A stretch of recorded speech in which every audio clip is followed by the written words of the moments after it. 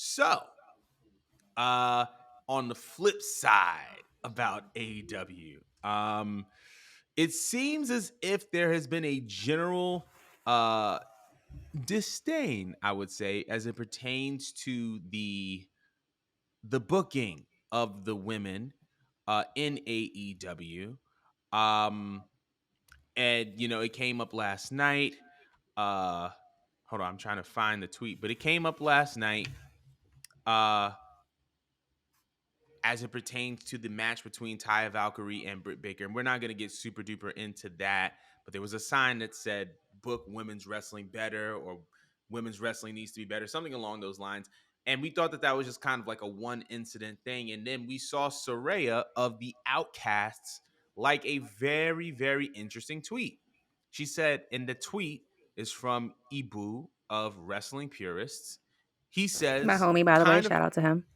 Go ahead. kind of feels like the out kind of feels like the Outcast story was a big waste of time. Obviously, there's no controlling the hater injury, but we didn't get blood and guts out of it. The whole surrounding division paused, and it feels like very little was accomplished broadly in the first half of the year. So I want to kind of present to you or ask you, is the AEW women's division in trouble? I've always felt like the AEW women's division was always booked underwhelmingly, is the best way to put it. Like they will give us some storylines that like they start off really good or some concepts that I do enjoy, but then with execution it just usually falls flat. And it's either one or the other. Like they'll have something that's cooking and like unfortunately it's just not two very good wrestlers. Or for example, like let's just use Jade for example sake, because she was the longest reign champion I believe that they had. I think she was for she had that shit longer than Britt Baker. A lot of people were complaining that her reign was just boring, like she just had a Goldberg booking, which I don't think was the biggest issue, but the issue was that like it didn't seem like she was really developing as a character that much, Hmm. and they attempted to do little things with her like tax on some friends, like they had the baddies, and like it seemed like a wonderful concept. Oh, let's get the fans involved and let's Yeah. go set up a baddie circle and let's have Jay set up with these two bad bitches or whatnot. And you thought that off of that there would have been like a bigger story that would have evolved then to have elevated like Red Velvet and Kira Hogan, but like nothing like came out of it really. It was just like I think at some point Kira faded first, and then at some point later on, Red Velvet faded, and then Jade lost the belt, and then like that was that. You know what I mean? Right. Um, that's just like an example I'm using, just because like there was more you could have done with someone who already like had everything needed Right. in Jade. But she just Absolutely. didn't. You didn't give it all that she could to have made it like a really historic reign. It was just good for like the optics. That's how I feel about the Outcasts. The Outcasts, like visually, they look great together. It makes sense, you know. You had Paige, a very outspoken individual. She was always outspoken since she was on WWE, and she kind of like had an extension from what she had going on for that little short friendship she had with with AJ Lee, in her time in WWE when they were together. That's what I was looking at when I was looking at the Outcasts. I was like, oh, two people who aren't like, at least for their time, they weren't like normal, quote unquote, I guess is the best way to Uh-huh. put it. And they put together three people that kind of seem like oddballs in Soraya, Ruby from the Riot Squad, and then Tony Storm. And it's like it looked great. Like them next to each other, it looks great, but it just kind of came off confusing to me Mm. because I didn't understand what they were exactly mad about at some point. Right. And it didn't seem like what they were fighting for at some point. And I can't tell if it's like an issue amongst just factions. Does WW not WWE does AEW suck at? Like, do they just not know what to do with with factions in general, or is it just with the females that they just don't know how to tell stories? Like, I can't think of one AEW female storyline that like I thought I had to go revisit it again. And I thought that I was gonna get that with Jamie and Tony, and even then, so that kind of fell a little flat to me. Like it felt like it should have been more important because I'm like, oh, it writes itself. Like they're two best friends, Right. but I didn't get that. So I just think it's a issue of storytelling. It's an issue of booking. I feel like Tony will pick his favorites and then let them kind of carry out, but I don't think they know how to build a division to where they could tell a compelling story, but other people look strong and it makes sense on a logical standpoint. And I don't know who could help him with that. Like, I feel like they need to bring in a talent with experience. And I don't know who we could suggest to help, but I feel like they need a veteran, a female veteran, the same way they have like Jericho coaching people over there or CM Punk coaching people over there in between. I feel like they desperately need a female veteran to come in where that's just her role. Hmm. Like she's been around the block. She knows how to create characters, what this person could use to tweak here. And let's, from the last interaction I had with a few wrestlers, they don't really have any guidance back there with the female division. Like Tony Khan's doing the booking, but they're all like leading each other. Hmm. So I don't know who to exactly point the finger at, but but there needs to be order and there needs to be someone leading that's not Tony. That's how I feel. Long rant, but how do you feel? I have a couple hot takes on this because I feel like a lot of this is rooted in the AEW culture, right? John Moxley said it best when there was that whole conflict when CM Punk kind of departed from the company. He says, winning this AEW World Championship, it means that you were great on your own terms. And essentially, he was implying that AEW was an environment where you can be as creative as you want. You can throw stuff into the wall until it sticks. Now, everybody complains about Vince McMahon and Triple H and the powers that be at WWE because there's a little bit more of a creative hold that these guys have.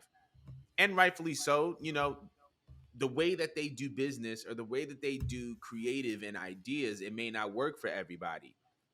But Mhm. if and when you leave that environment and you decide you want to be the person who is 100% in control of your ideas and the execution of it, there's nobody to blame but yourself. There's no there's nobody around that you can blame anymore. No. And sometimes, Vince was wrong. Sometimes Vince was right. And we're starting to see that play out in real time in AEW. Here's what I will say with the booking of the AEW women's division. And I think I'm going to start chronologically because it started off when AEW kind of first started, and I believe Rio was the first AEW World Women's Champion, and then next thing you know, Nyla Rose won the championship. It was either that or it was the other way around. Yeah, And it was while Nyla, then Sheeta. Okay, yeah, no, it wasn't Sheeta. It was Nyla and then Riho, and No, then I but think Sheeta was Sheeta. third, right?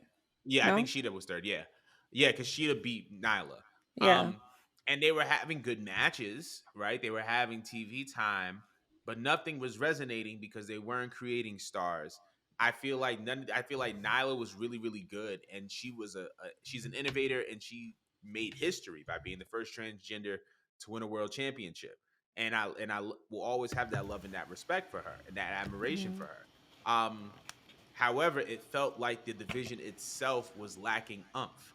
So then we go into the era of the DMD, right? Where Britt Baker is front and center and everybody's kind of following her. And to be honest, the era in which Britt Baker was front and center was probably the hottest the women's division ever was, right? Her feud with Thunder Rosa, like her matches, like this is when the division is white hot, and it's mostly because she's white hot. And then now you have Jamie Hayter kind of being aligned with her, and then you have that storyline going on. And then we skip to Thunder Rosa winning the title. Then Thunder Rosa has to drop the title because she's injured. Tony Storm wins the title. Um, and then that kind of lays the foundation for this kind of era that we're in now with the Outcast and stuff like that. Um, and it's going the way that it's going, right? And so that has led us to where we are now. So the women's division has gone through a lot of ebbs and flows, and yet it still feels like it's missing something. I don't know what that thing is. I continue to watch the product, and there are times and there are moments where there are, I feel like Jade was like a white hot point, and I feel like we're actually missing Jade. I feel like that's a big part of it. Is that a lot of people are missing Jade, But she and don't miss us, and she let us know. sis is living her best life. Okay, she's on some beach chair with her 10-pack abs, just living her best life. Back But abs. ab speaking in tongues, bro. She's just chilling. But I feel like the division misses her. But I think it's more than just a talent issue. Like that tweet said, like that storyline didn't really have any payoff. But like now the question has to ask itself, is this the fault of AEW? Is this the fault of the women? Like, because like now we have to ask ourselves who's really in creative control, right? If you have the creative control that you say that you have, then wouldn't shouldn't you have had a blood and guts match as well? You know what I'm saying? Like, so then there's that aspect. However, I do want to bring up a very, very interesting point with Soraya, and then I'm going to move over into the factions thing because I feel like the factions thing is very, very important. I remember when Soraya first got to AEW, and it was the bees, like it was the bee's knees. It was like she could do, I don't even want to say she could do nothing wrong. It was just there was so much hype around her and around the fact that Soraya was back in wrestling, and then fans just kind of flipped on her, which I thought was pretty fickle if you ask me. But I remember when Paige was doing interviews, oh yeah, WWE held me back and WWE did this and that and the third, and then now here we are, and there isn't that much of an approval for you anymore. Like if you told me a year ago that Soraya would be kind of in this point, I wouldn't have believed you because of just how much momentum she had versus where she is now. But now look, but then once again, like if you're gonna talk about a Vince McMahon or a Triple H and how you were held back there, are you gonna do the same for AEW? I just want to know if the energy is gonna be kept, or is it just different now because you're in a different place? So then there's that. Okay, go ahead. Sorry, yeah, go ahead. My bad, my bad. You're good. Now with the factions thing, that was another thing because I feel like the only factions that have really gotten over in AEW are the Elite and the Blackpool Combat Club. And what's the biggest glaring similarity between the two is that you have people in both factions who have been in factions. John Moxley, The Shield, like the Elite, Kenny, the Bucks, Hangman, these guys have all been in factions before. And because of that, they know how to build a faction. And I think that that's the reason why these factions have gotten over. But I feel like with the factions in AEW, the biggest problem is just that you don't know who's who. You don't know who plays what role, right? And then if you do, like, you don't know who plays what role, and then there's other factions that are just too many people or they're just too saturated, right? Like for me, right? I'll give you an example. I'm looking at Bullet Club Gold, right? I'm looking at Jay White. I'm looking at Juice Robinson. I'm looking at the Gun Club, right? Jay White is a Triple Crown IWGP champion. Juice Robinson was a US IWGP champion.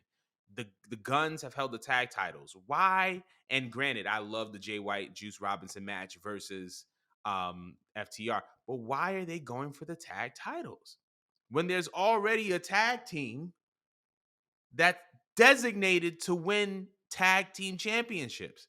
Why isn't Jay White going after CM Punk? Why isn't Juice Robinson going after the TNT championship? You have your mid card guy in Juice, you have your main event guy in Jay, you have your tag team, but we don't have the roles correct. Then we have House of Black. There are world trios champions, right? But there's so much flexibility in that faction, right? You could have Alistair go for the TNT title or the international title. You can have Buddy and Brody go for the tag titles. You could have Julia go for the women's title, but you just keep them as a trios. And it's just like, okay, that's fine.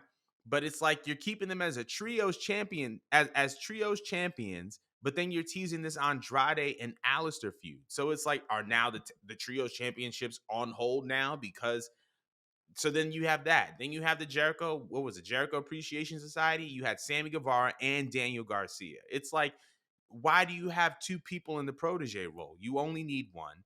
Then you have the tag team. I forgot the name of it. Then on top of that, you have Anna Jay and Ty Conti, and it's like, okay, you can put two women together, but it's like you don't have tag titles available, so there's a ceiling on that. And it's just like, why can't you just put one next to the other, make one the valet of the other, and then make one of them go after the TBS championship or the women's championship? But it's like there's so many factions and it gives people screen time, and that's great, but you're not giving anybody a role. And because you're not giving people roles, a lot of these factions don't have the value that they can have. Because you looking over, because we was cats, the tweet came out, I forgot about, I think Brody King was like, when the tweet about Edge and Damian when Judgment Day formed, and they were like, oh, when you try to order House of Black on wish.com. But like you look at Judgment Day now, everybody got a role, everybody got some gold. Dom is the NXT North American champion. Rhea has been holding that World Women's title for a bit now. Finn is about to go into SummerSlam and challenge Seth for the world title. Damian is Mr. Money in the Bank. Everybody has a role. Everybody has a role. And But like you can that's keep going. expected to WWE because like you know the second you see someone like you see two people together you're like all right so the formula with these two people is that they're gonna grow with each other but they're probably gonna butt heads and they're gonna end up going against one another like you know that like something is going to happen like it serves a purpose.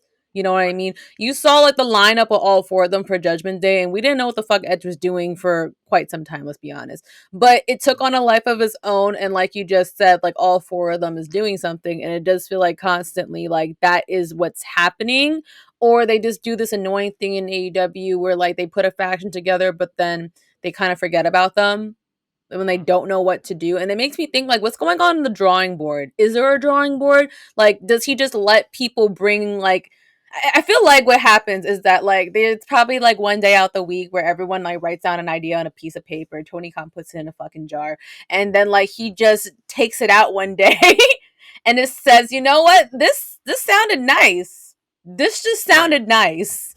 Let's add that into the show. And I just feel like Right. it just moves like that. Like they don't plan anything out long term. Like Hunter style is I'm going to create this, I'm gonna put these two together or against one another. And this might just be like a 3, 4, 5 pay-per-view long story. Or like with the bloodline. That shit went on for 3 years. It's still technically kind of going. Right. Like, you know what I mean? Like he'll map it out. Even if there's an injury, like Hunter always has like a good backup plan or a decent enough backup plan. But AEW doesn't prepare itself for that either. So like there's so many like holes in their plan, but I don't even know if there was a plan. So that's why I said I don't know who to blame. Do I blame Tony? Who? Like, I see you Keep going. pointing Keep your going. Keep going. finger. I was No. gonna say, you just mentioned who the X Factor was, and the X Factor is Triple H. The X Factor in all this is Triple H. I love Tony Khan. I think he's very, very passionate. He loves the business. I think he's done a lot of great things with AEW, and I'm super grateful for what they're doing for wrestling. But when we're talking about factions, it takes one to know one. And this is a man Yeah. who has been in the top factions in this industry. And has been associated with people who have been in the top factions of this industry. He was in DX. He was in DX as a protege. He was in DX as a leader. He was in Evolution. He brought back DX. He was in the corporate ministry. This is a guy who has been in great factions as well as some pretty questionable ones. He's been around the block to know what works and what doesn't work. And because of that, this is the reason why an Adam Cole can go to NXT and the Undisputed Era looks like the next big thing. This is the reason why you could have a Bloodline storyline go for 3 years. This is the reason why Judgment Day can completely rebrand and go from the laughing stock of the company to being the hottest thing right next to the Bloodline. This is the reason why, this is the reason why Toxic Attraction was Toxic Attraction. This is the reason why the New Day was the new, come on now. Like, It's you weird because have the more some, you keep talking about it, I'm like, damn, WWE really like did a lot, like accomplished a a lot lot. And in until you comparison to say it all, AEW. Hmm. and I'm just talking about factions. Like when you just Yeah, I know. write down all the factions in WWE, that have interfaced with Hunter at some point in time, it's like, okay, clearly this man knows what he's doing. But like, I think it takes that. I don't think that AEW's obviously, I don't think AEW's going to get a Triple H, but they need somebody in there who is familiar with successful factions, and they need to be able to build accordingly. As much as I love Chris Jericho was never in a faction. Before AEW, he was not in a faction. He never led a faction. He was in a tag team. I was thinking Never about was that. in a Yeah. faction. I He was was like, in a what tag was his team. tag team partner? He was the Big Show was a tag team partner. Edge at one point was a tag team And partner. that's why it's not Uh, sticking. Cause like he's used to just I mean, this is a controversial take, but I feel like Jericho like was top three with like in conversation with The Rock. I feel like Chris Jericho is just used to being a man with a mic. You know what I'm saying? So that's kind of hard to have so many bodies around you and give everyone spotlight when you're just again known to be the man with the mic. You know what I mean? Everyone's waiting to hear what right, you gotta say. There's a reason why when MJF's on stage, they don't put mad people on stage because they're gonna fade into the background with the crowd if you let right, MJF start talking. Like he just steals a lot of the show. So to put MJF even in a faction, which is why they only gave him Warlow, that made sense. It served its purpose. right, You can't do that with freaking Jericho, man. Like he just absorbs all the attention in the room. Like I said earlier in our group chat, only Sammy came out like being successful. Like he took the Spanish God role, and I never heard a lick of Spanish out of that boy's mouth, but he is that guy. Not even a Ola. Not even Not one even an Ola, but Ola. he pulled a Brazilian. So what? Yeah, I that's a can't make this fact. shit up. But But even yeah, but even good. with that, right? Even with like Sammy, right? That was like a point from the inner circle, right? It was like you had Mm-hmm. Sammy, you had Proud and Powerful, you had Jake Hager, right? To be honest, that was probably the best constructed faction. You had your enforcer, you had your protege, and you had your tag team. Boom. But then, and they had good stories. But like, why isn't Proud and Powerful tag champs?